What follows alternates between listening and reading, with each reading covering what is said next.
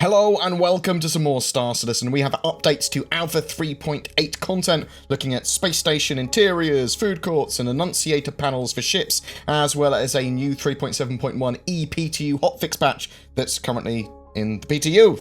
It's a PTU patch that I'd like to go through today. In Inside Star Citizen Octung Tasty, they showed us further expansion and improvement to space station assets and interiors that they'd been working on over the last few months, with a plan to have much more variety for space stations in Alpha 3.8.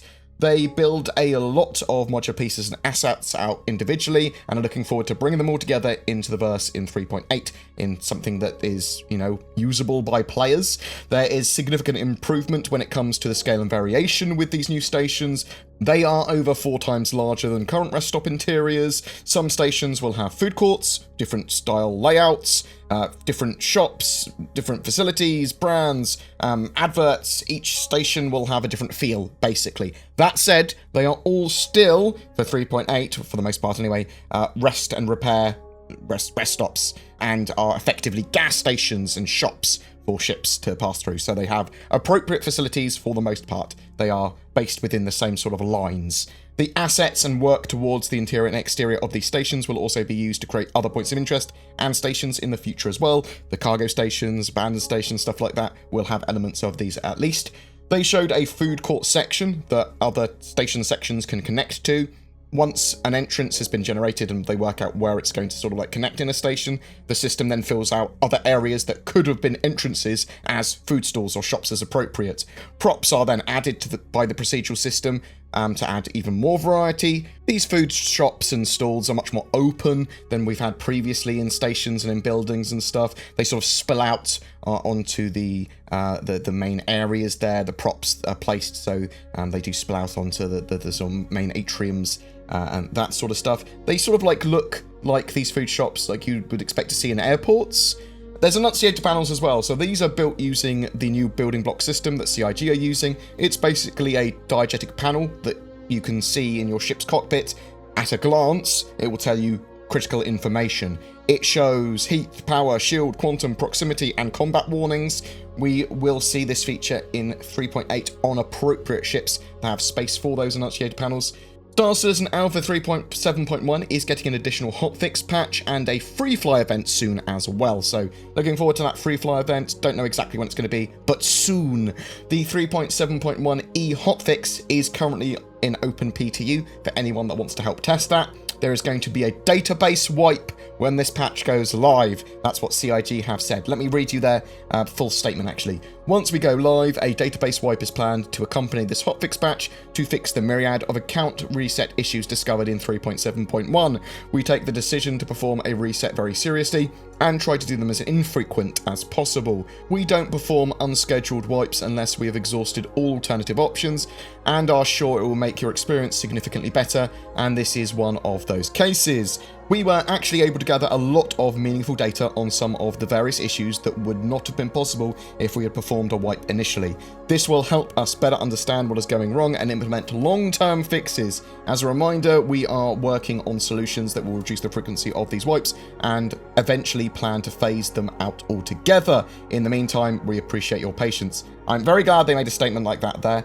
We do want, obviously as soon as possible, as players in the game, Alpha UEC and Alpha UEC purchase persistence, so that we're able to save that from every major patch as well. So this sort of problem, I like the spin on it, but I do want Alpha UEC persistence ASAP in game, so if that helps with that at all, great. That latest PTU patch though does fix a good few issues. The player lens should now respect aspect ratio, personal inner thought should now display correctly at wider aspect ratios, player ships should no longer spawn without components, which is good. I thought that was actually already fixed, because I haven't had problems with that. Ship reclaims should now consistently work, the Pirate Gladius should now be available, they fixed a server crash, and players will now see an error message if they are unable to connect to the game on initial load. The main focus of this patch, again, seems to be to identify bugs and quality of life issues and get them fixed. There is a big list of known issues that support that. Quantum travel selection does not always update when aligned. The quantum travel HUD will be lost if the player exits the seat during travel. The CRUL5 location may currently be missing. Refueling may get stuck in a loop at the moment when you're trying to refuel, rearm and repair. do each service individually and then refuel last as a workaround. The defender's tachyon cannons are not landing hits correctly on moving targets. Players may crash when in a party doing a second quantum-linked jump. The quantum travel HUD will vanish if a player exits the seat while in quantum travel. The combined cannon does not function correctly in multiplayer. Missile countermeasures are not working consistently. Distortion damage does not apply correctly. In StarEngine, enemy indicators can sometimes be seen through walls. Players may experience a stall when loading and firing weapons in StarEngine. AI ships can get stuck and not continue on their route. NPC beacons will sometimes display an incorrect distance. Ships can spin excessively out of control if they get tapped in the wings. Landing illegally and having your ship despawn while a mission box is inside will break that mission's progress. The 890 jump currently has an incorrect cargo value. Planets and moons are invisible the first time a player opens the star map. Sometimes when quickly scrolling on the ASOP, the last ship on the list will not appear. The hope is that they can get through this list within the next few days, while also identifying any other bugs that are fixable before getting the new 3.7.1 or 3.7.2 build out, whatever they're going to call it. Now, is this going to cause a delay to 3.8? It shouldn't, and these bugs would need to be fixed for 3.8 anyway, and if they are doing these sort of like as long-term fixes, hopefully they will never reoccur again, at least not in the same way. So yeah, as long as they haven't got a huge team working on it, as long as they've got like a bug fixing team that specific role is to fix bugs on this sort of stuff, then great.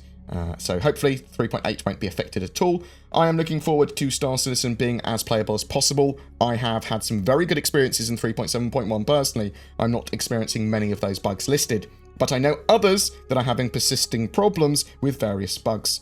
What are your experiences in 3.7.1 to date? Is a problem that you are suffering from listed as fixed now in 3.7.1 PTU, or as a known issue that we've just discussed, or is it something new that hasn't been talked about yet? Whatever your thoughts, I'd love to hear from you in the comments below.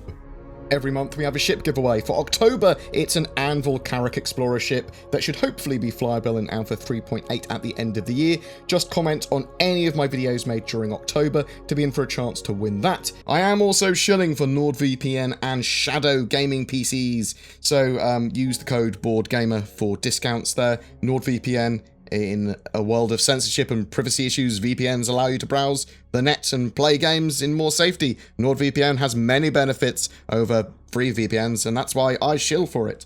Some of you also might be interested in Shadow cloud gaming stuff.